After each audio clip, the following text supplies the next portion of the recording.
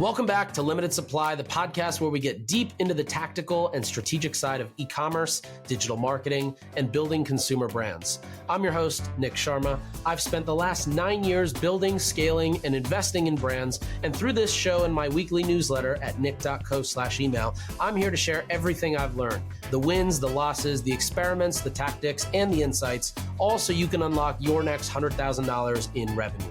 Today's episode is a good one, but before we dive in, let me tell you about our chosen sponsor for this week's episode. Here's a lazy retention strategy. Send every shopper the same abandoned cart email and hope it works. Most brands still do that, and it makes no sense. Your shoppers are not the same. They look at different products, different colors, different price points, and they all need a different reason to come back.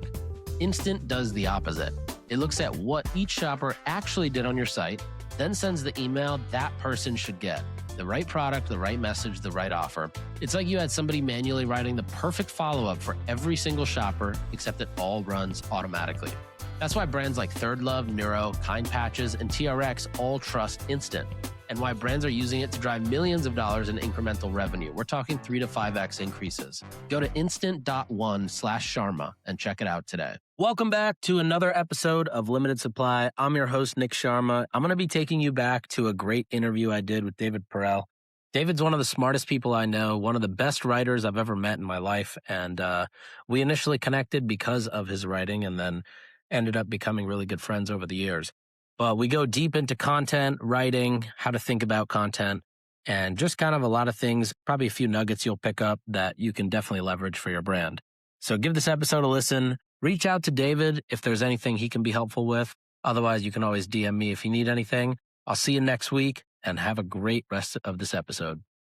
All right, Nick, we are going to spend the next couple hours talking about everything that you've learned about direct-to-consumer and what it means to build a modern consumer brand. But I want to start off with one of your favorite strategies of being ahead of what's going on in the space, and that is having the world's craziest fridge. Your fridge is a Whole Foods refrigerator. It is a vending machine. And why do you do that? It's, well, so personally, first of all, nobody thinks there's food in there. There's definitely food in there. It's just in the bottom drawer. It's not a lot. Basically, I order like a week at a time.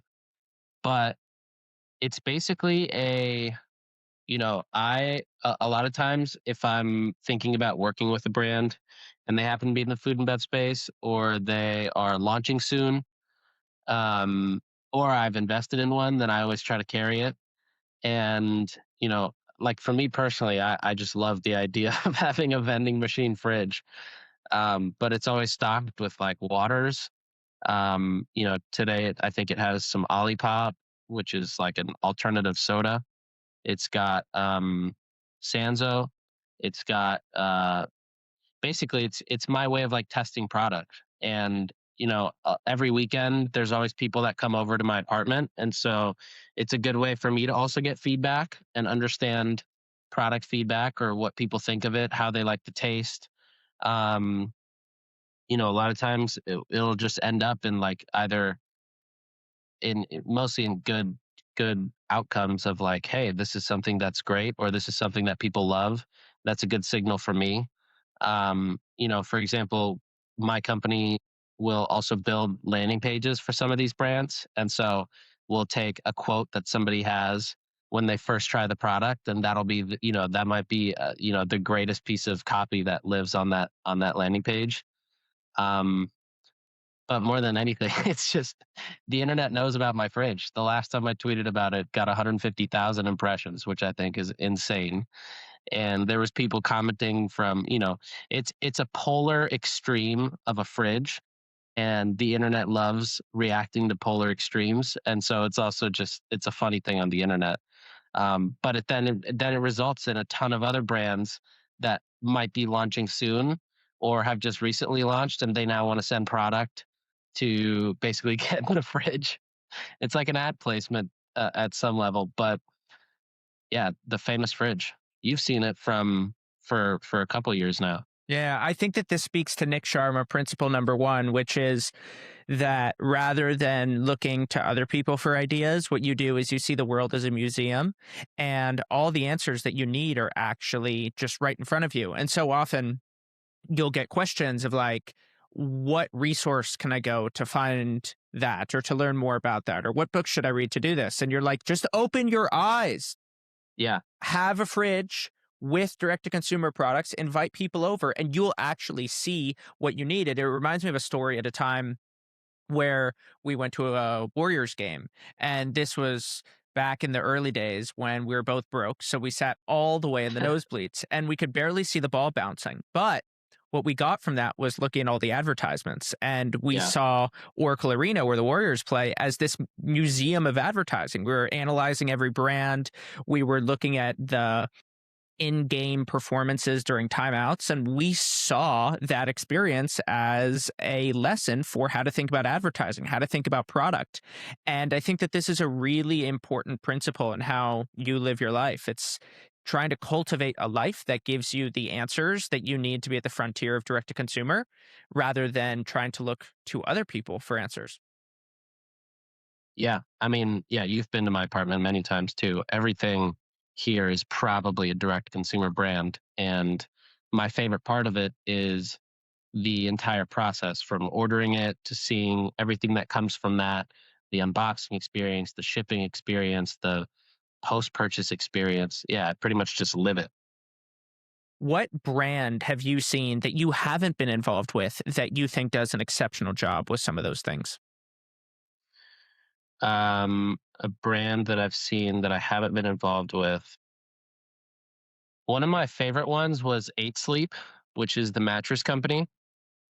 There's a lot of education required behind somebody wanting to first in the first place spend, $3,000 on a smart mattress, but then also continuing to be excited consistently about the product, which it requires because it's a smart mattress. You got to constantly use it in the sense that you have to be engaged with the app and the analytics and everything. They do, I mean, from a setup perspective, it's full white glove service and setup. But then even after, I mean, they have content within the app. They have, if based on your sleep score, this is how you wind down. Start trying this before bed. Try this right when you wake up. This is how you get out of bed faster in the morning. Like there's just a really good network of content around the product itself. Other brands, I would say, yeah, I'm not sure actually. All Most of right, the products in here I've been involved in that's awesome. in some way. Um, so tell me about, let's just go through what you've learned about direct to consumer and some of the strategies that work. And let's start off with what you learned from the female founder article that you wrote back when you were working at Hint. And Yeah. let's get into some of the ways that having articles and own content lowers your CPMs, helps you with retargeting. Let's dive into the weeds of that. Yeah, so that was a really fun one. So that was probably so prior to joining this beverage company Hint that I worked at, I was at an ad tech company, and my job at the ad tech company was basically managing a mini agents, like a client services agency within the ad tech company, where we had access to paid social tools, aka Facebook ads platforms that would apps and platforms built on top of the Facebook ads API. And my job was to basically go to publishers, whether it be Complex or Refinery 29, or even the really like trashy publishers that sit at the bottom of pages saying like, you won't believe what this celebrity looked like 20 years ago, and go to them and help them generate revenue using Facebook ads. And the way we were doing it was we would basically figure out which content was the most clickbaity or most, something that people really wanted to click. We would test hundreds of headlines and images and try to run traffic at a very cheap price. So In many cases, we would do these slideshows or galleries where there might be, even on a premium site like Refinery 29, there might be 3 or 4 different ad units on the page. And the goal was, can we get a click in the US from a desktop user, because there's more ads on desktops, they have higher CPM rates that they pay to the publishers. Can we get a US desktop click that goes at least 5 slides on the slideshow of maybe 10 or 20 or 30? And can we get that for under 3 cents? Because we know that on the flip side, that user will make us 6 cents. And it was basically this big arbitrage game of, can we find the right kind of magical content that allows for that at scale to where we could spend, 10, 20, 30, 40 grand a day driving that traffic. And so that was kind of what I was doing at the ad tech company, and it worked really well. Then when I joined Hint, I saw that, the cost of the clicks to a landing page were extremely high. They might have been, $3 to $5 per click at some point. And I was just like, this is really interesting, because I was at scale getting, 2 or 3 cent clicks. Why can't these guys get clicks at least under even $1 at worst? That basically, so if you were to back into, let's say you backed into an acquisition cost of, we'll say $30 for simplicity. If you have a $3 click, that basically gives you 10 clicks that you have to hit 1 out of 10 clicks. 10% of people who click out have to then convert for you to make a $30 acquisition cost. And that's just not realistic, because you have people that will click out, and then you have people who will reach the site. A lot of times people leave between the click and actually getting to the site. And then once you're on the site, you might have a conversion rate that's extremely low. And if it's not at least 10%, then you're already at a loss in your formula. And so anyways, so I said, all right, how do we figure out, I joined Hint because the founding story was pretty incredible, and the product was something that I personally used. And so I knew in my head this was a product that could easily sell just from personal experience. And so right around the same time I joined Hint, which was early 2017, a buddy of mine started at The Hustle, which is a newsletter, and they were kind of also getting off the ground at the time. And I basically went to The Hustle and said, hey, how about this? Let's take the founding story of Hint, which I had also arranged a few weeks prior to that for the Hint's CEO, Kara, to speak at an event hosted by The Hustle called Pizza and 40s.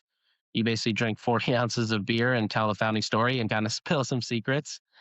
And she told this story about basically how, when she started the company, she was, it had good initial traction because the product is solid, but it got to a point where it was doing well and she didn't know how to continue the business. And so she went to a Coke executive and basically said, I got this business here. It's doing decent. Do you guys want to just take it? I don't really know what I'm doing here. And the Coke executive, in a demeaning way, called her sweetie and said, Americans love sweet. And so I was like, that's a story. That's a really cool story. And I think that if we write about this story and kind of really explain it, from an emotional standpoint, I think that people are going to want to support Kara and try the product. And so we wrote this story, and it's still live today. If somebody were to search The Hustle as one word and Sweetie as the second word, you'll see it as the first article.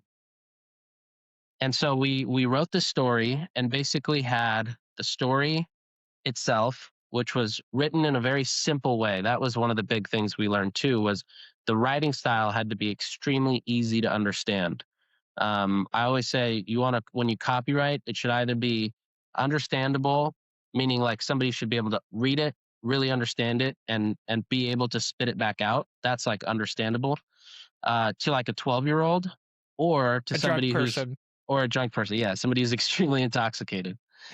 And and so it passed both those checks. We put the article up and we start driving some traffic. On the other end of it too, we built a landing page. We have a proper offer for new customers.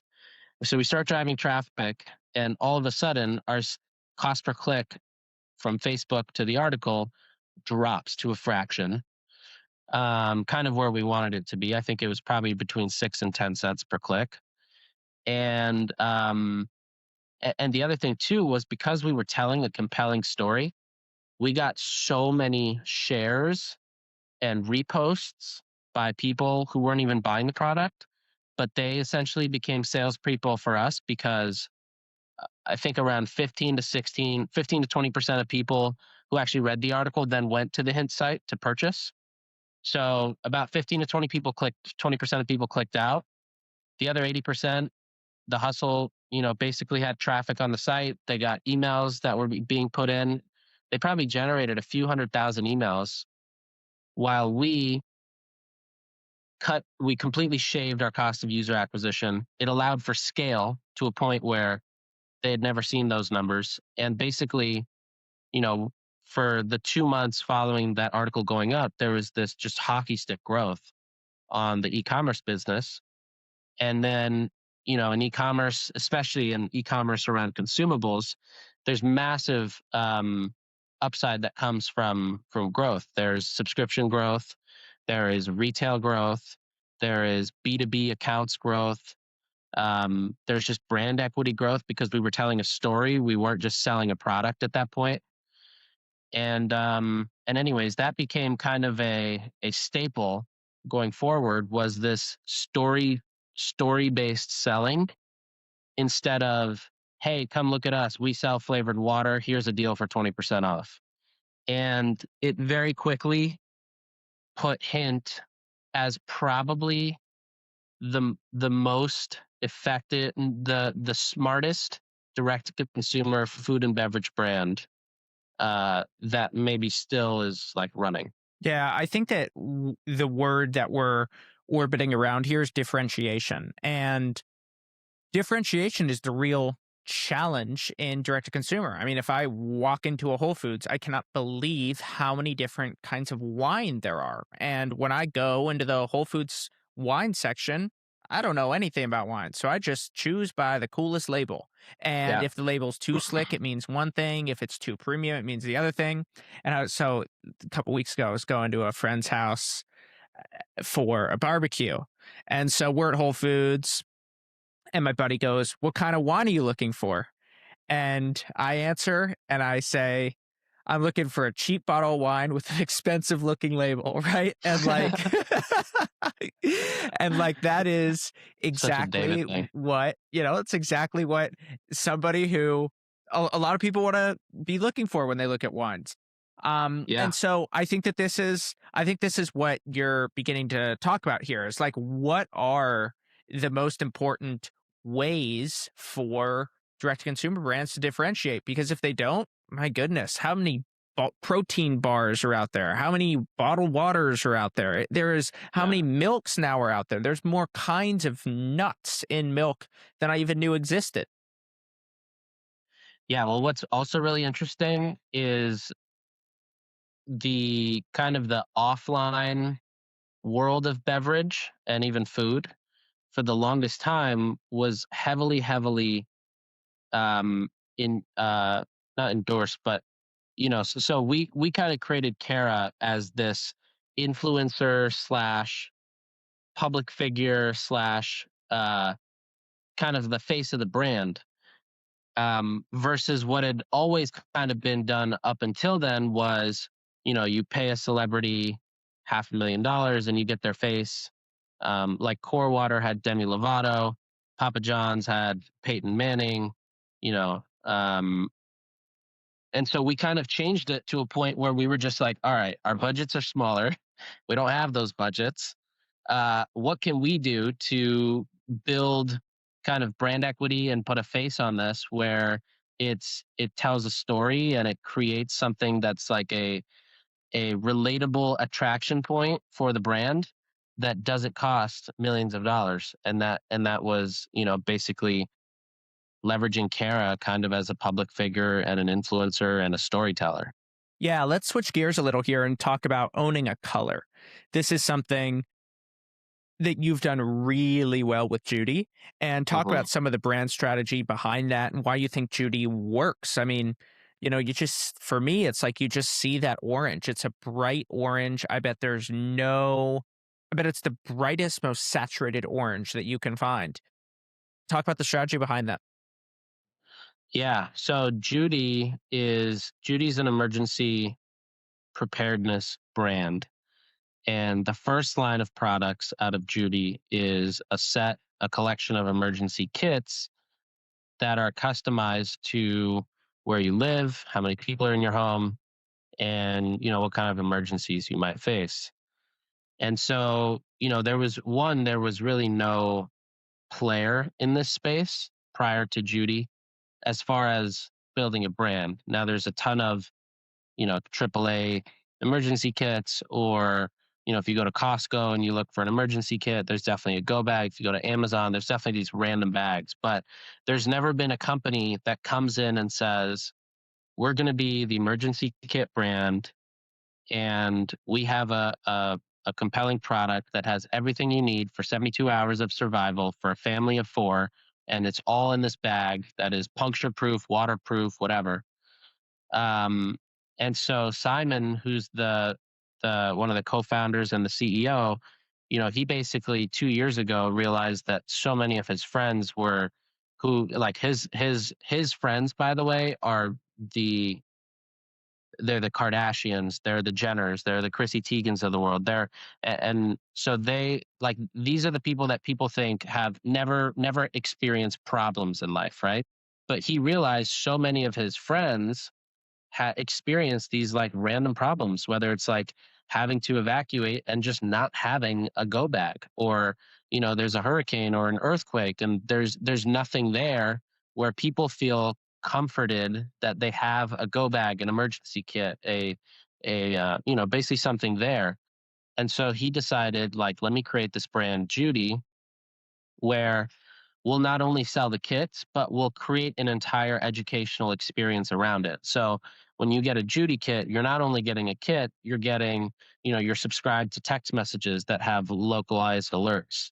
You have content from, um, certified national disaster preparedness experts, whether they're webinars or whether they're actually in-person classes pre-COVID, that were hosted in people's homes and different spaces in like LA or New York. And so he wanted to create this brand around preparedness, and really, regardless if you're somebody buying a Judy or not, Judy is the brand that wants to be informing people or helping people get prepared. And from a branding standpoint, it was really important that it stuck out, because for a few reasons on the branding side, which are obviously that, there's this, Judy's the first brand in this space, and so the brand has to be really well done, because you want that in the future, any player that enters this space cannot be in the same sentence without mentioning Judy, because Judy was the first. Judy has the biggest brand. Judy's the most in your face. Judy's the most recognizable. So there's that aspect to it, but there's also the aspect of, if if there's an earthquake going down, you better be able to spot that Judy bag really fast, no matter where it is. And so it's just, there's many reasons why there's that bright orange color you mentioned, but it really also, it really just, yeah, Judy has to own that color for so many reasons, both safety wise and also both, again, brand wise. So talk a little bit about what you do with your work and how you go about actually launching these direct to consumer brands into hyper growth stage. And maybe we can stick on Judy, but what are the different tent poles of how you think about what it means to launch a brand. So we've spoke about the actual branding of launching a brand, but there's a lot. And I mean, we could start with this idea of balancing supply and demand at launch. So with supply, you have things like user experience, technology, funding, people, supply chain, customer service. And then on the demand side, you have to think about brand equity, media, creative, merchandise, and then channel expansion. So let's sort of stick on that and we'll talk about what it actually means step by step to launch one of these brands. Yeah. So my day job, you could say, is I run a growth equity firm called Sharma Brands, and we basically help brands in 3 different stages. Either A, we come in and we launch brands from scratch, or not from scratch, but brands will basically bring us in after they've established what they're doing. And they might be in the branding phase, they might be done, but we usually come in, we help out with the website build out from, really making sure from a conversion standpoint that it's something that's built to last. We help from a creative standpoint. We make sure that basically from a user experience and a platform standpoint, it's really solid. Then things like creative media strategy, additional technology type of stuff, whether it be emails, SMS, etc. We come in and get everything ready, and then we help launch, and then the focus shifts to the demand side, which is, as you mentioned, the media, the creative, the merchandising, which is basically testing different. What are you selling, and how are you selling it? How are you messaging it? What are you packaging together? And then eventually, as it starts to grow, we focus on channel expansion. So that might be, you start with your focus on email and Facebook ads, and then hopefully you progress, and as you grow, you focus on getting really good at finding customers on different channels. So you're not reliant on a single channel. So for Judy, for example, Judy's everywhere from Facebook and Instagram ads to Pinterest ads to, we've done direct buys on native apps, publisher type of apps, all the way to TV.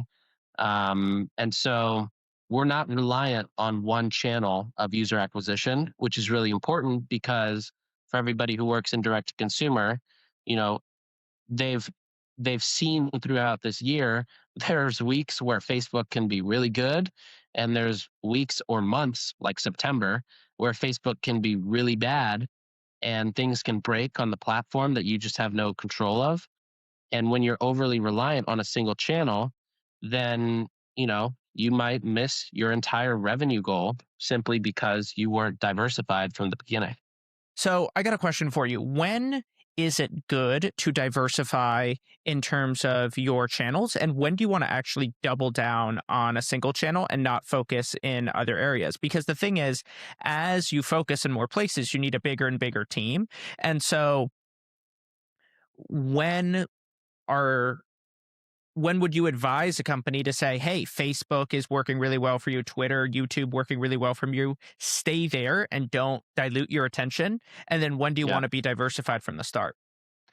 So it's a good question. I think in many cases, what we do basically, our strategy is usually let's launch using the really easy tools, right? So Facebook and Google.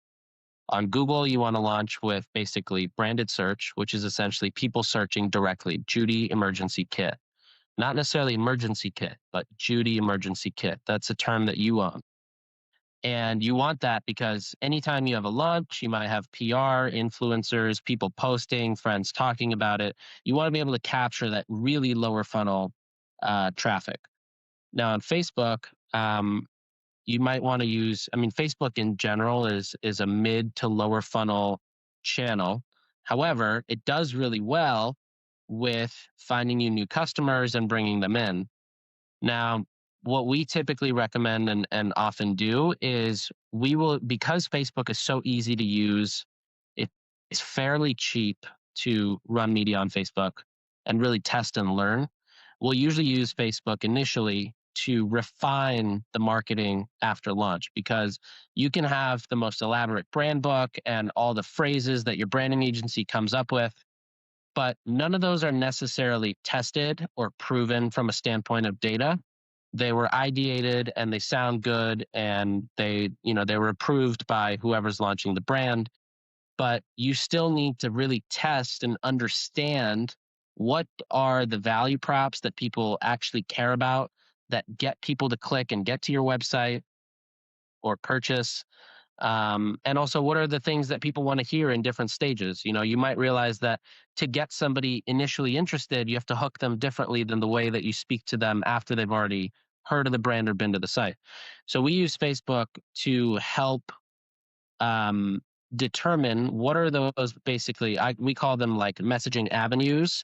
So avenues could be, for in Judy's case, just to keep it simple, you can have an avenue of preparedness. You have an avenue of, these are kits designed by experts. You have an avenue of, this is great for any type of emergency, more like macro type of things. And then as you start to identify the avenues that work, then you go more into what we call the cul-de-sacs, which are, okay, now that we know that designed by experts is a topic or a macro message that gets better engagement or lower cost per clicks and higher click-through rates. Now let's go in and test 7 different ways to say that it's designed by experts, handpicked kits by experts, designed by emergency experts, backed by certified leading experts, like different ways to say it, and really figure out, what is the messaging that is both a scalable and also b most it resonates the most with the end consumer. And once we identify from a messaging standpoint, that also includes like from a pictures and video standpoint, what gets the best click-through rates. We also use Facebook to help basically validate our certain UGC content creators, influencers, spokespeople. Are they worth it for us? Then we take those learnings and start to diversify. So in my opinion, it's important to diversify as soon as you can, but you can't just say we're gonna, we want to start running ads on Outbrain or Snapchat or TV, because you want to test, in my opinion, you want to test it on Facebook where it's cheap and it's easy to see the actual data very fast. Like you can test things within hours, versus making that investment and testing something on TV, versus doing it and testing it on TV, where you have to commit to a creative that's going to cost you anywhere between 50 to 100 grand. The media placement buy-in is 50 grand. And we did the exact same thing at Hint too, where, the first kind of set of TV commercials, when we decided to launch TV, which was a huge deal, was all based off of the fact that the Sweetie article, the one that we were talking about earlier, did really well. And we said, all right, guys, look, we've had the most success with this story over the last, year. So let's just look at the data of what works really well and turn this into a TV ad and start testing it. And it did extremely well out the gate. Whereas at the same time, we had a ton of other friends in direct to consumer where they were like, yeah, we spent 100 grand on this creative. The creative agency came up with it and it looked beautiful, but it just didn't perform for direct response. We were basically going backwards and saying, okay, forget the ideation part. Let's just see what's worked well and let's replicate that onto a different channel. So it's basically, you want to leverage these easier channels to figure out how you should be talking about your brand and how you should sell it, and then leverage that across different channels. Nice. That's a great answer. So there's a lot of places that I want to dive into. So we're going to go down the avenue versus cul-de-sac route. Yeah. And I want to talk about A/B testing first. But before I sort of ask you, and you can sort of think of your answer to this as I have this comment, but what is the role of the human and what is the role of the computer and the robots? So you could say that a human is generative. They're creative. They think of new ideas that are just different and surprising. Whereas then what a computer's doing is it's validating and it's testing. And so when do you want to be focused on A/B testing and when do you want to be focused on human creativity? But you're talking about the hint television commercial as opposed to traditional television commercials where often they'll spend $100,000 on a commercial and the results will come in and maybe they weren't that good after. And it reminds me of the quote that everybody knows from John Wanamaker that says, half of all my advertising is wasted. I just don't know which half. And so what you're saying here is that there are actual repeatable methods that you can use to make sure that you don't waste nearly as much advertising on money or waste nearly as much money on advertising. And what you're doing is you're going out, you're putting signals out into the world, you're validating that there is real feedback on those signals, and then you're doubling down on what works. And in Rite of Passage, this idea is called the content triangle. And so what we do is we tell people, rather than writing a big long form essay or a book eventually that is your first thing you've ever published, it's better to write a bunch of tweets which then ladder up to a bunch of short articles which then ladder up to a bunch of longer articles, and at each point you're getting validation and feedback.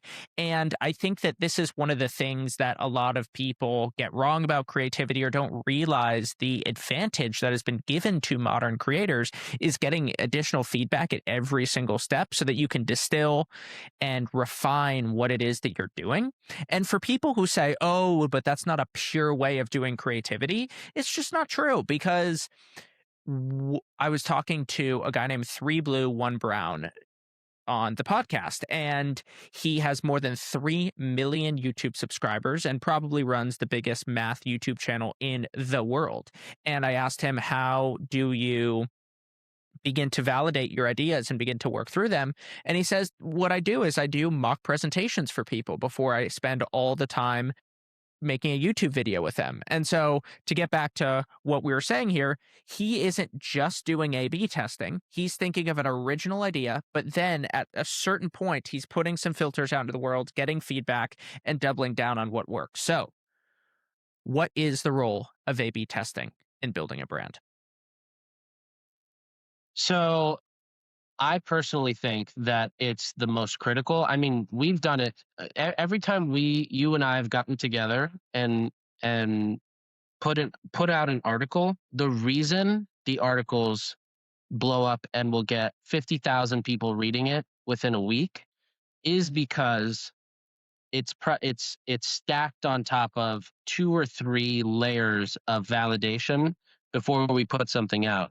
And it's very similar to how, I think a lot of the advertising or the marketing that we do on the growth side is also done. It's very much validated a few times and looking at different signals to then say, okay, this is something that works. Let's now get creative within this realm or within this sandbox of how we should speak about something, or how, for example, one thing we learned with Judy was that comparison videos really not just showing what's inside Judy, but showing what's inside Judy compared to what you would otherwise get without a Judy and just with a more generic emergency kit was a concept that people really grasped onto and helped move the needle.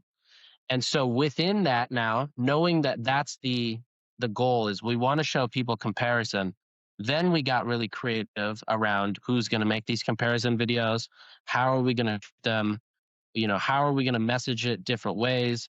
Are we going to start then taking this, you could think of that as an avenue. And the cul-de-sacs are, okay, are the hooks in the video going to be different? Are we going to test different hooks that get people into these comparison videos? So I think that's where we get creative. And if you look at some of the larger agencies today, like VaynerMedia is a great example. If you look at the Planters Peanuts Twitter account, for example, that is VaynerMedia's team, all the way from their social team to the TV production team that will create the Super Bowl ad. That's them looking at signals of what is actually getting engagement so that they're not shooting in the dark when it comes to creating the Super Bowl ad. they're looking at signals of what's actually getting engagement, and then they're going to publish it. Then they'll keep validating it before they've decided it's validated to a point where, all right, these are all the things that work. These are the ways that people want us to talk about the brand. Now let's create something within this that's relevant and that hits the nail on the head. And even with Hint too, if you go back to Hint's tweets between, probably like mid 2017 to mid 2018, you'll just see so much copy testing on the Twitter account, which had an audience of probably 100,000 followers at the time. And it was just a free way for me to just spitball an idea, throw it up on Twitter. If it got a good amount of engagement, we would run it in ads. And if we saw good engagement there, that might turn into like another article that we write. If that did well, we might say, hey, let's take this concept and work with Sarah Dici and produce a video around it. If that did well, then, that might have been something that ends up becoming a TV commercial then. And so you kind of just validate through these different steps. And one thing that a lot of people just don't realize is they have free access to validate these ideas or thoughts or concepts just through tweeting or putting something up on Instagram stories and adding a poll to it. Like, there are so many easy ways to just validate and kind of figure out what those avenues are that are easily accessible. You don't always have to be running an insane amount of ads or paid media to find these value props that really stick for your brand. Basically, what you're saying here is that customer surveys are more common than ever. They just don't look like customer surveys anymore. Exactly.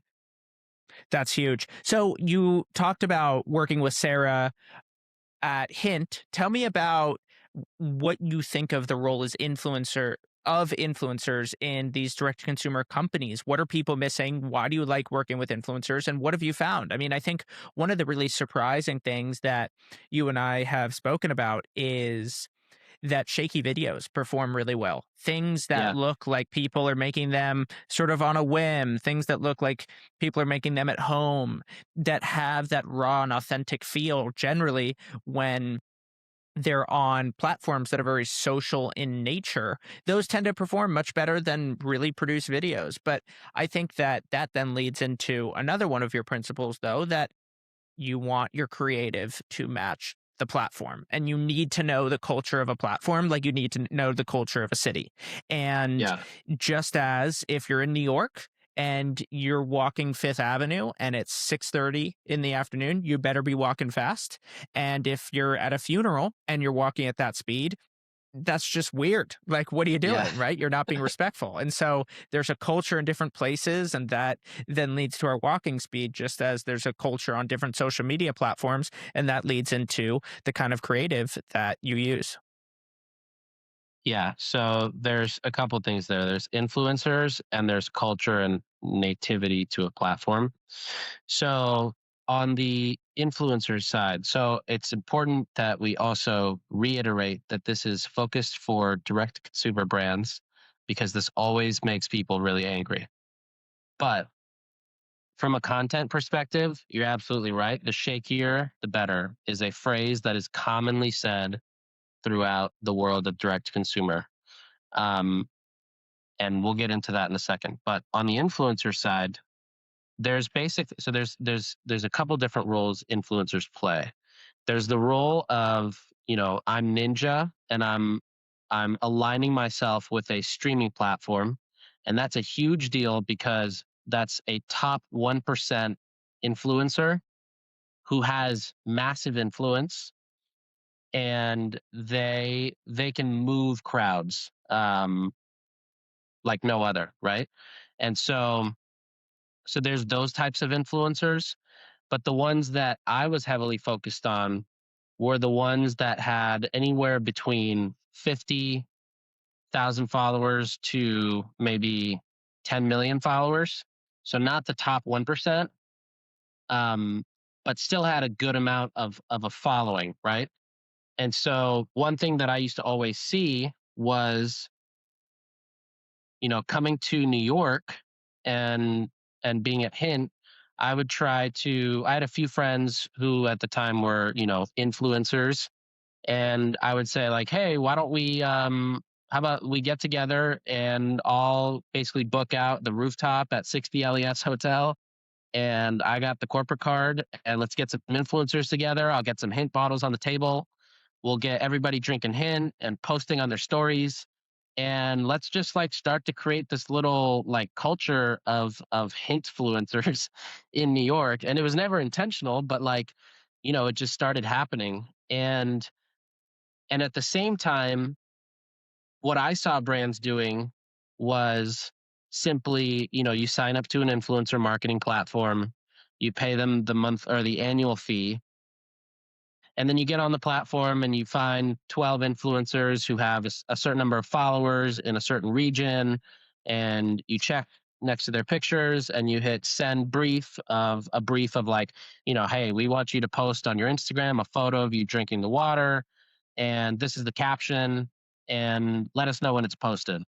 And it's just not it, every time people see it, like if you look at the comments of actual influencers who do that, all the comments from the fans are just, yeah, you get that bag, go get that check from the brands, like, yeah, we see you killing it with these brand deals, right? Like fans are hyped that their influencers they follow are getting a check from a brand.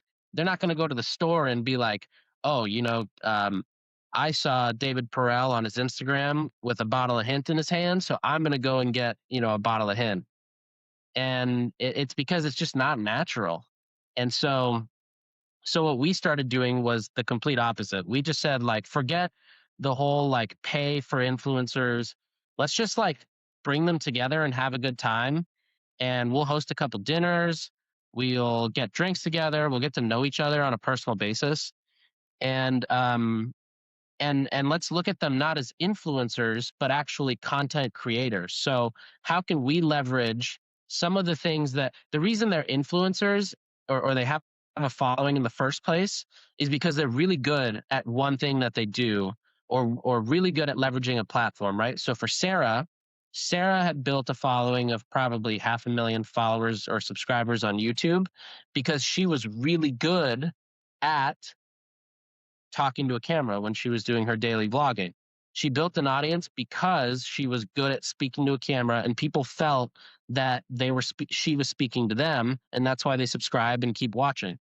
And so I said, okay, well, we don't necessarily need Sarah to like plug in her YouTube video or give us a shout out on Instagram, but what if we take, Sarah's skills around creating these really engaging vlogs and almost create a vlog style video for Hint that just talks about why she likes to drink Hint, and like why, she was a self-proclaimed like Dr. Pepper addict and LaCroix addict, and all of a sudden when Hint came along, Hint was like all she drank. And so I was just like, why don't we just take her skill set of that, of vlogging and storytelling, and combine it with the why of like why she likes Hint, and we'll pay her for that video, and let's see if we can run that as an ad, and maybe other people will identify with her story, and from a like a you could say communication or like messaging transportation standpoint, she's good at communicating it through the screen, so we'll use her as a content creator to tell that story. And anyways, all that to say, I think influencers are really good at creating content, which is why they can make a living off of it. So we just started looking at influencers as content creators and leveraging them in that way, where they could, there was no like brief that they would get. Um, Brett Conti, who's like another New York influencer, he would go to LA and say, hey, I'm in LA and I have some Hint with me. I can easily create some videos here, like doing workouts on the beach and like talking about why I drink Hint when I work out. And I was like, yeah, let's go. $2,000. That's easy because we can make way more than $2,000 off of that. Brett's, that's what he wanted at the time. And it was just a match. It was like we almost had a never ending library of content because we had all these creators who we had developed a close relationship with that would just want to create content for us, and it was really dope content. We didn't have to go and organize photo shoots and video shoots in studios and pay for hand models and stylists and all that kind of stuff. It would just come to us as content that was genuinely like people wanted to create it. Time for the retention tip of the week, brought to you by Instant. Here's a founder level truth most operators don't want to hear. If retention is someone else's job at your company, you're already behind. Retention isn't a department, it's a lens that every decision should be made through. Now, your product team should be designing for repurchase. Your acquisition team should be targeting customers with the highest predicted LTV, not just the cheapest CPAs. Your creative team should be building content that reinforces the brand after purchase, not just before. The best D2C brands I've worked with, the ones that are doing 50, 100, 200 million plus, they don't have a retention team siloed off in the corner. Retention thinking is just embedded into every sprint, every campaign brief, every product roadmap discussion. If you only think about retention when you're setting up Klaviyo flows, you're thinking about it too late. That said, the flows still matter, and Instant makes the email and SMS side of retention way easier with AI that builds and optimizes personalized flows automatically. Check them out at instant.one/Sharma. So earlier, you were talking about how to identify influencers that you think are going to resonate. So what are you actually looking for in terms of what influencers are going to move product? Because just because somebody has 10 million followers doesn't mean that they're going to convert really well. So you're looking at comments, you're looking at how many likes to retweet ratio they have. Are you looking at quantitative metrics like that? Or are you having more of a qualitative feel of like, you know what? I like this person. I'd buy from them. Yeah, it's kind of a mix. So from a if we scour for influencers, we look at a couple things. One is this person somebody who has good, consistent engagement, which is just a byproduct of being a good creator. And secondly, is this somebody who's like good at speaking to a camera? There's a lot of people who have a ton of followers because they might be bloggers or fashion bloggers. They might be they might make really cool like slow motion videos, whatever it is, but they're not necessarily good at looking into a camera and you feel like they're speaking to you. So that's the biggest thing. That's why a lot of times we worked with vloggers because they were really good at speaking into the camera and articulating things really well. The second main thing, which was the biggest thing, was do they genuinely love the product? Because if they don't, then they can't actually have a genuine answer to why they use that product or why they like that product. It's just going to be manufactured based on a brief that they get in a Google Doc. And those just never work. So even with Sarah, the way I got in touch with Sarah was a mutual friend of ours basically gave me her address and I just shipped her 9 cases of hint or 100 bottles of hint. And all of a sudden she tries it, she loves it. It ends up on her Twitter, her Instagram, and it has a whole minute-long segment in her YouTube video of how Hint just out of nowhere shipped her this water that she loves. And after we saw that, we were like, okay, this is a girl we got to work with because she clearly loves the brand. And she wasn't expecting that, like, oh, if I talk about it, they're going to want to pay me or pay to work with me. It was just that she genuinely loved the product. And that's why we worked with her. And so that's the biggest thing is do the creators that you work with genuinely have an affinity for the product that they're about to create content for, because that also sparks the best creative ideas. One of the things I'm surprised that you haven't done more of is team up with specific influencers to launch a brand with them. Most of what you've done has been launching brands and then teaming up with influencers who, just like what you said, are already fans of the brand and can actually propel that brand. Why haven't you done that? It seems like teaming up with an influencer to launch these influencer-driven brands works really well. I think that if there is a wrinkle in it, it is that launching with an influencer probably helps you get up on your skis faster, but you probably can't go as far. And all of the influencer-driven brands that have done well have done a really good job of building a brand that goes beyond their name. So Emily Weiss launches Glossier with a blog called Into the Gloss, and that blog starts doing 200,000 visitors per month. And now the company Glossier, it is not Emily Weiss and Company, it is worth more than $1 billion, right? They're going to go public at some point, and it'll either that or get acquired. It'll be a really good outcome. And then you have Jessica Alba with the Honest Company. You have George Clooney selling Casamigos for over $700 million. You have Aviation Gin, which was founded by Ryan Reynolds. That seems like a really lucrative opportunity that you haven't done. So what's your thinking behind that? Yeah, I mean, we've done a few. We've done an audio company that launched with Miguel last year. We did Cher. We did her personal perfume. Judy is somewhat, you could say, partnered with a celebrity. I mean, Simon Huck, I think, is kind of a celebrity. He's got a pretty big following. He's got a lot of connections. But you're totally right. The initial launch is ramped up or done a lot faster, but it still required, by month 6 maybe, it still requires the same type of business acumen or skill sets that a brand without an influencer would require. You might just have a few months up front where you're saving money on paid advertising because you have an audience already. We're about to launch a brand at the end of this year with one of the most well-known basketball players in the NBA, and it's going to be a beverage brand, and that's going to be one where, again, I think the first 6 to 8 months are going to be on fire because this is one of the most well-known NBA players, and his massive network of athletes and celebrities. But then after that, it still comes back to how do you fine tune your operations costs? How do you fine tune your marketing? How do you reach beyond just simply the audience that one person has?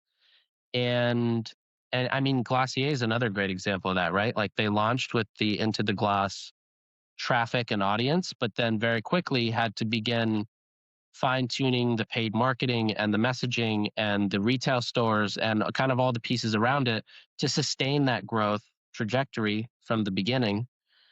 And yeah, so we have done a few of them, and we have a few that are upcoming. I'm definitely a fan of them, mostly because, again, kind of like what we did with Hint, it allows you to really put a face to the brand, and also build that face as a separate brand as well. And then these two brands that you build simultaneously play off each other and serve each other's purpose, right? So like Glossier almost has 3. They have Emily Weiss, Into the Gloss, and Glossier.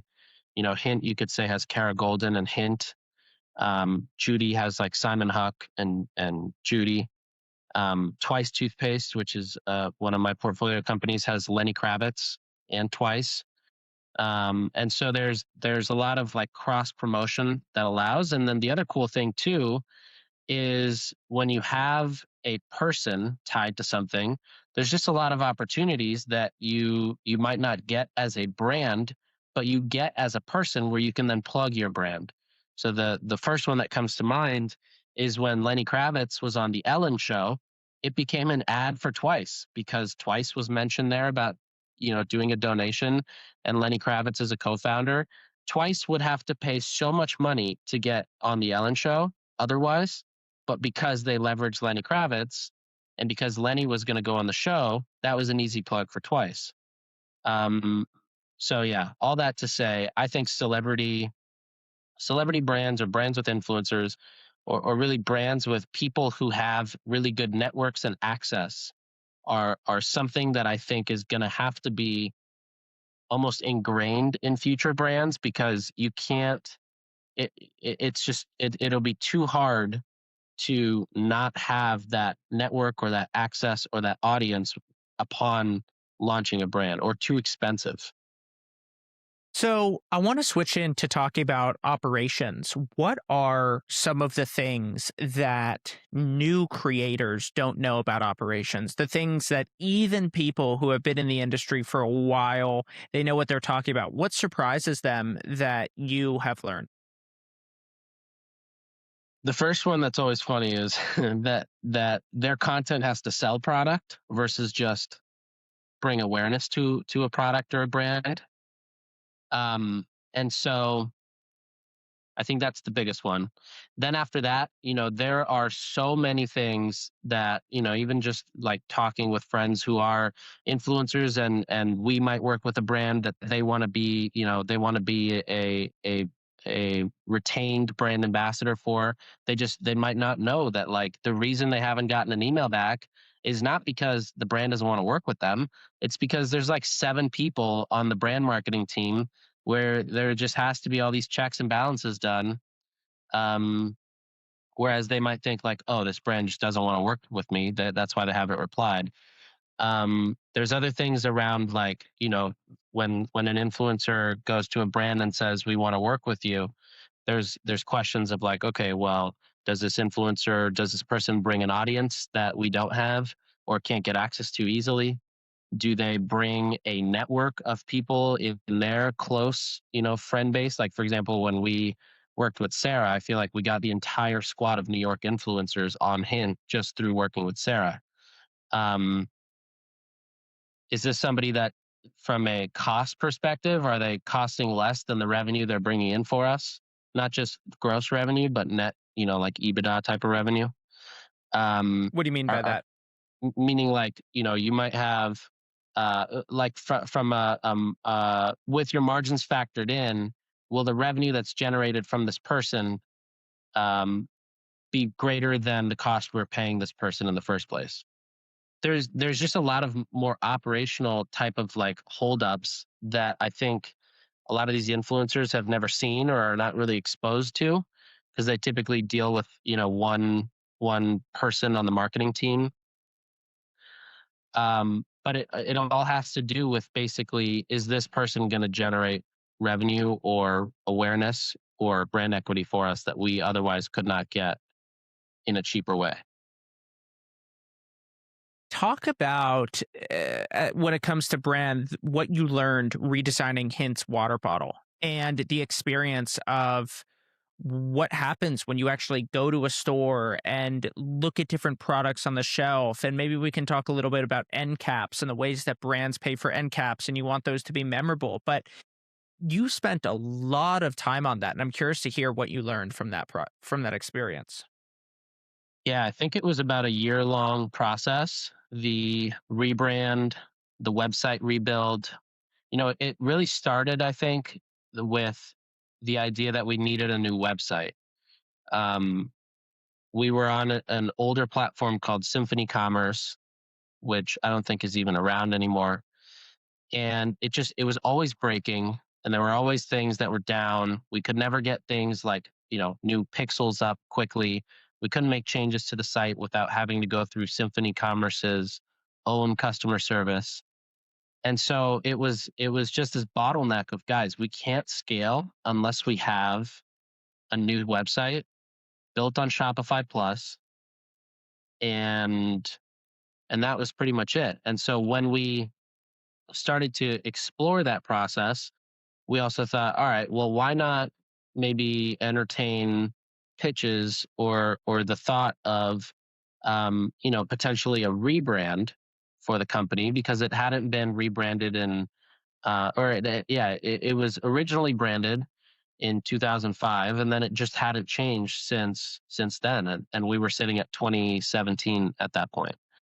And so we started talking to different agencies, and also just generally looking at kind of the brands that were coming out at the time, and like, what are they speaking about, how do they position themselves.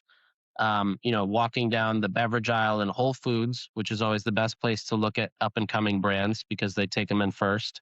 Why? What are I don't know why they take them in first, but Whole Foods is usually the first stop on the retail map. It helps you kind of validate um, your product and your packaging and the way it's displayed. Um, and so just walking down the aisles of Whole Foods, we just started looking at, all right, this, we like the way this sticks out. Or, maybe Hint doesn't stick out in the fridge because it's, they were mostly, um, they were just mostly like whitish bottles. And so we ultimately came to the decision that, all right, as a part of, if we're going to invest six figures into building out an incredible new website, we might as well also at the same time do the rebrand and take everything from the rebrand and push that into this new site. And so the entire process probably took about a year. And we learned by actually experiencing, kind of the same way that like I still learn. And so we ordered every possible direct to consumer brand to the office. We took notes of how the site works. We took notes of the things that we liked on the websites, things we didn't like. We took notes of, even using a website, what makes it easy or complicated, or what frustrated us, what was it on the site that we thought was not so frustrating. And then combining that with we were at the same time, we were running tons of tests on the actual website itself. Things like, do we try different layouts of pages? Do we try, on the collections page, do we add the option to subscribe and add to cart right there? So you don't have to go into the product page and somebody could easily add 7 different things to their cart within a minute. So we were running all these tests. And so we took a lot of the quantitative data from these tests and combined it with the qualitative side of what we liked and didn't like.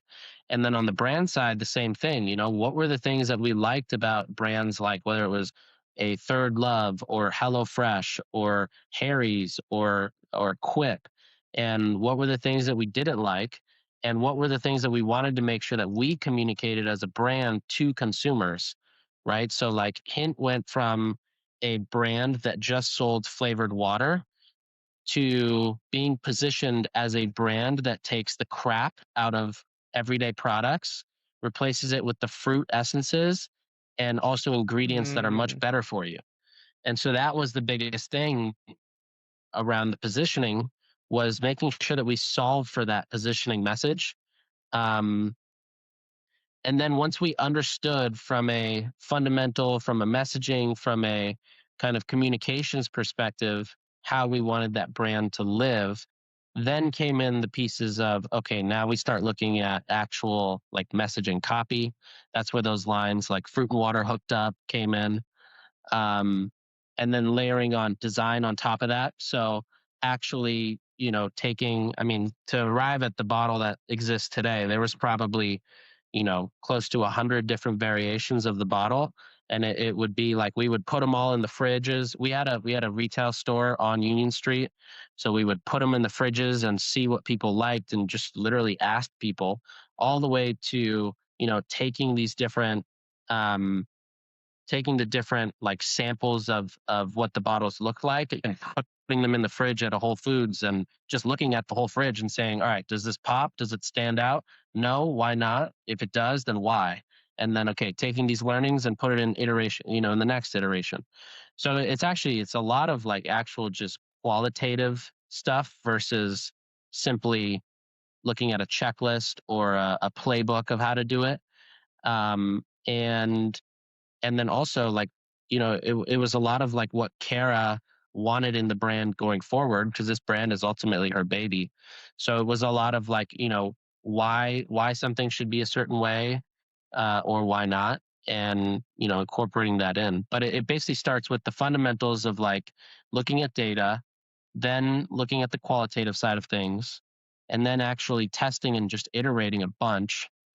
And then you kind of sprinkle in the elements at the very end of the things that like that for example, like how should our videos look, how should our copy look, what's the tone of voice that we communicate in, and that kind of layers in to finish it off. Yeah. So I pulled up a quote from Pablo Picasso that I really like. And he says, when art critics get together, they talk about form and structure and meaning. When artists get together, they talk about where you can buy cheap turpentine. And the point of that quote is that what people on the outside talk about is very different from what the actual boots on the ground painters are actually focused on. And I think Yeah. that what we're doing here is we're really beginning to get past, oh, all the sexy headlines. Like, what does it actually mean to run a DTC business, to do hundreds of different analyses of what a bottle could look like, to have a retail store, and to make that retail store a scientific experience where what you're doing is you are having different theses of this bottle is going to work. No, I think that bottle is going to work. No, I think that one's going to work. And then actually putting them on the shelves and beginning to ask customers, which one do you like? Which one don't you like? And every industry has these things. The things that move the needle when it comes to revenue, the things that create success, but the things that Yeah. when you're actually doing them kind of suck and they're very tedious. And I think that another example that I've seen from you is the times where you have watched the heat maps of how users actually click on websites. That is such a cheap turpentine experience that I want you to talk about. Yeah, so that was, I mean, that's something that we were doing at Hint, and we still do it today with any of the brand pages we work on. It's it's literally using a free app called Hotjar, and you add this pixel to your site, and it can literally, so it does three things. It looks at the scroll depth of how far somebody scrolls down on your pages. That gives you really good insights as to what information needs to actually be at the top, or are you not selling enough before somebody stops scrolling. It looks at heat maps, which is where are people's clicks coming from, what are they highlighting, um, and where are their mouses going, basically. And then the last one is actual screen recordings of user sessions. So, we used to every morning, like 20 to 30 minutes, just look through the past days screen recordings and see, okay, this person was, there was maybe majority of people who came to this page were really interested in this paragraph that's halfway down the page. Let's bump this up because this is something that's really interesting. And we want to make sure that more people have visibility to this paragraph. But basically, again, like looking at what people are actually doing and then using that as just obvious data to rejigger how a page might look, or recommunicate how something is read, um, to help conversion. So, what are some of the things that you have learned through that experience? One of the things that I repeatedly take from you that I think is something that you seem to believe very strongly in is the importance of social proof. And on your landing pages, you just overtly have this thing called a brag bar, where what you do is this is a place where you share customer reviews. This is where you have quotes from the press. This is where when you use quotes that don't just say, oh, this is a great product. It is like if you're selling a water, you say, this is the most refreshing drink I've ever had. Things that actually explain the experience that the buyer is going to have and not just some high level comment from some potential customer. And all of this falls under an area where you are bragging about the product and you're not being humble. You are saying, this is a damn good product. And this is what other people just like you have said. I'm so glad you brought this up. I geek out on this. So what David's referring to is typically on a website or on a landing page, there's a lot of times where there's a section where press quotes might live, customer reviews. Hopefully in the future it gets to a point where, David, if you go to a website, you'll see a quote from Nick Sharma specifically because I'm in your network. So So basically, this is the brag bar, right? And like David said, this is where you want to brag as much as you can in a way that is still focused on the product and the outcomes. Because when somebody's trying to buy something, they're not buying into the what of the product, right? Like nobody wants just another water.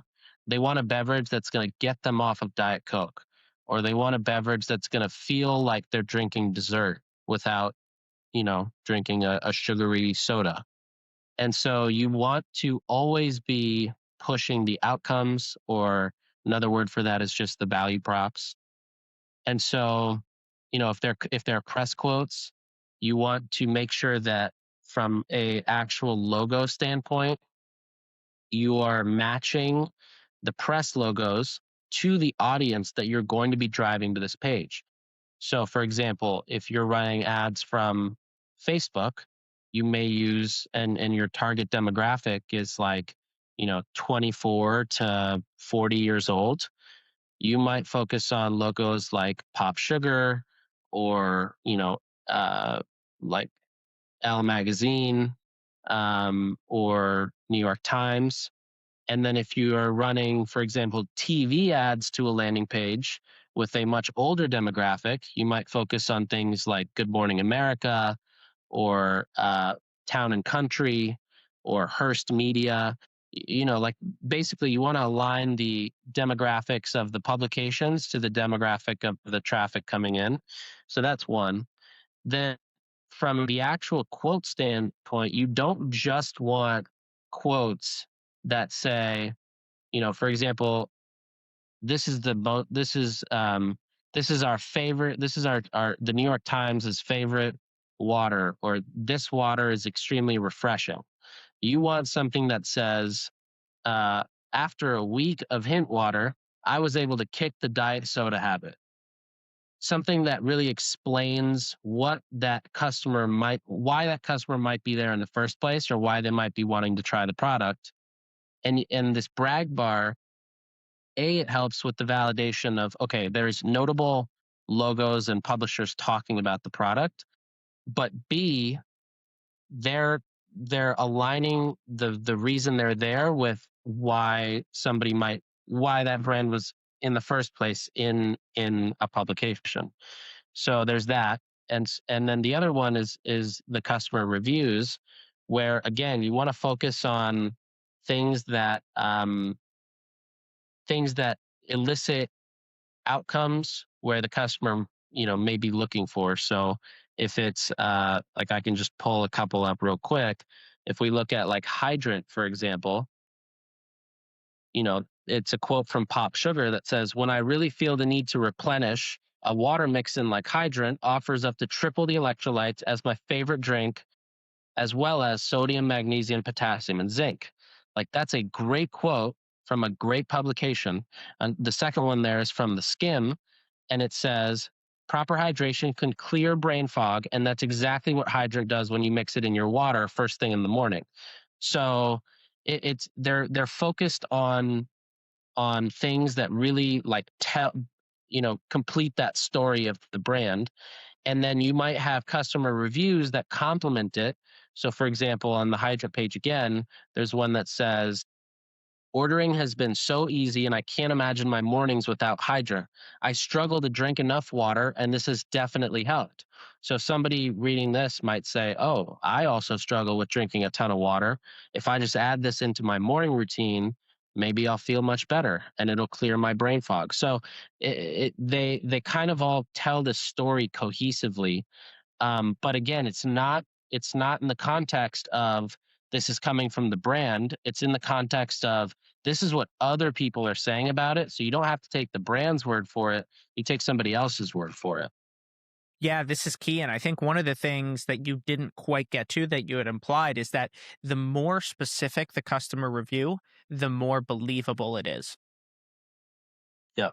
So talk to me about landing page design. And a couple of the things that you focus on are building your own bundle pages, quizzes, click-through, ways of thinking about that, and then listicles. So talk about click-through LP, listicles, quizzes, and your hero-style landing pages. Yeah. So basically, you know, I think when people first hear this, they're going to be like, oh, these are just gimmicky ways to trick customers into buying products. But in reality, what we're doing is we're creating experiences that, just like the creative that we were speaking about earlier, how we said shaky always performs better, just like those pieces of creative are native to the platforms that people are scrolling in or looking at, these web experiences are native and intuitive to a customer who might not have the education about a brand or the product that they clicked the ad on. And so these pages help identify and educate the perfect product for that customer. So for example, if we talk about like a click through landing page, that's basically, actually, let's talk about a hero landing page first. So a hero landing page is essentially a landing page, which landing pages are basically just a fancier way of saying a web page that's more optimized for a singular purpose. In this case, let's call it a Facebook ad. It's a landing page that basically tells the story of a brand, so that if somebody gets to this page and has no idea what hydrant is, they can go, by the time they finish scrolling this page, they can they know exactly what hydrant is. They know if this is the product for them. They will have all the marketing messages to go tell their friends of why they should be also trying this product. There might be an offer or a higher value, basically an offer on the page to get them to convert faster. And it also tells them exactly how the product works, what it is, why it exists, how it's created, etc. So you should know everything about the product by the time you're done reading this page. And ideally, you know everything about the product by the time you get to, half the page or so, because most people don't really scroll past that. And so with these pages, the main thing you want to do is, one, it actually becomes a great way to test messaging. So if you look at the hydrant's a great example again. We were running tons of landing page tests last year with hydrant, to the point where the main website, the copy that lives on the main website, was becoming reflective of what was on the landing pages, because it was performing so well. And so anyways, so you get to the site, you want to, these landing pages, um, similar to what we were talking about earlier, they have to be completely understandable by a 12-year-old or a drunk person. So you have to be able to communicate really effectively and really clearly why somebody's there, why somebody should buy that product, so they can quickly identify if it's something for them or it's not. And if it is for them, that you want them to move quickly, right? So for example, with hydrant, hydrant's an electrolyte mix, but when you get to the landing page, it doesn't say hydrant, electrolyte mix with less sugar. It says meet the fastest way to rehydrate. And so all of a sudden somebody's like, oh, I need to get rehydrated. As you scroll down, you learn, okay, why hydrant? Hydrant is basically a paragraph of in the simplest form, not getting technical and not getting too complicated, but in the simplest form, why does hydrant even exist in the first place? Or like, why should somebody use the product? Then we get into like the brag bar, and then we get into the shop section. So you're not selling at the top. It's content focused at the top. And as you go down and learn about the brand, then you get the opportunity to buy the product. This is why landing pages work much better than actual just product pages, because product pages sell at the very top and they don't explain anything. And everything that they explain, if they do, is below that. But if somebody gets to the product page and just sees a product and they don't know about it, or there's no education there, then they leave. And so landing pages work because they're focused on education first and then sell. And so, One of yeah. the things that I haven't heard you talk about yet is video testimonials. So, what are your thoughts on video testimonials? When do they work better, worse than text? How do you think about the trade-offs between really short landing pages that are almost like maybe you might see this in a luxury brand? Like, we're so good that we're not going to give you a lot of information versus really long landing pages that try to justify their value proposition with volume? And how would you think about video testimonials and the length of a landing page as it relates to price point?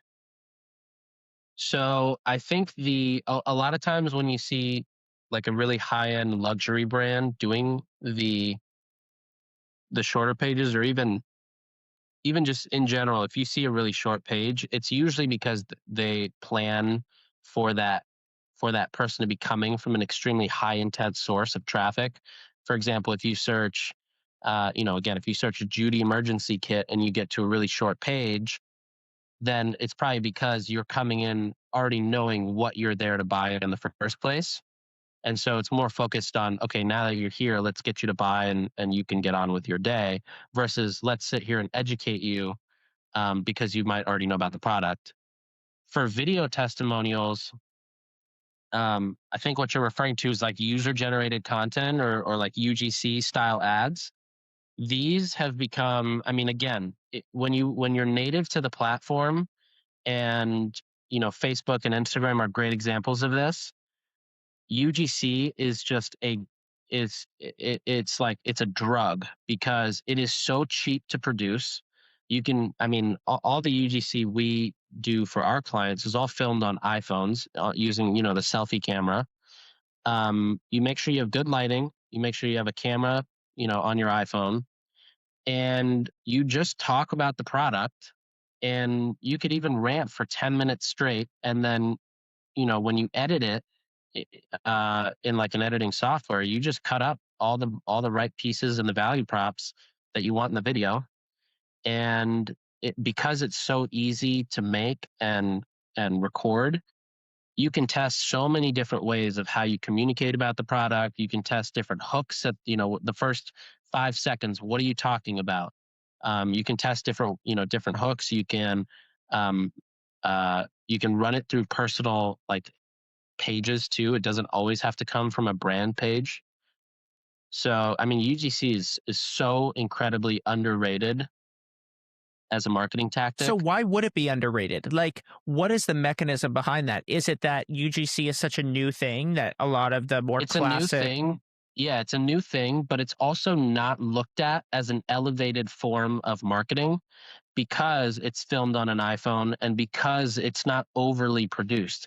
The best UGC is actually usually never really that edited, other than maybe spliced together and subtitles. But when you start adding like logos and things that fly in or animations, that's when it starts to just become another ad versus a testimonial, right? Like testimonials are raw and real, and that's kind of the feel that has to also be carried through in a UGC ad.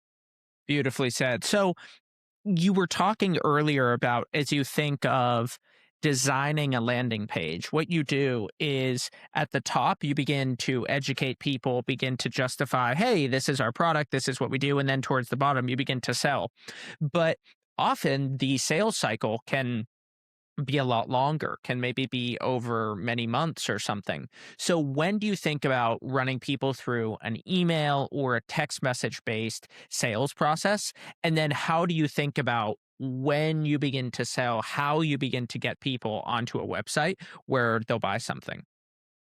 Yeah. So I mean, there's definitely instances where you want to focus on, you kind of have like a two funnel approach. So your first funnel is heavily focused on audience building and data collection. So that might be things like whether it's, using a quiz to understand somebody's persona, and collecting their email, because now you have their email and you have information which allows you to cater content specifically to them.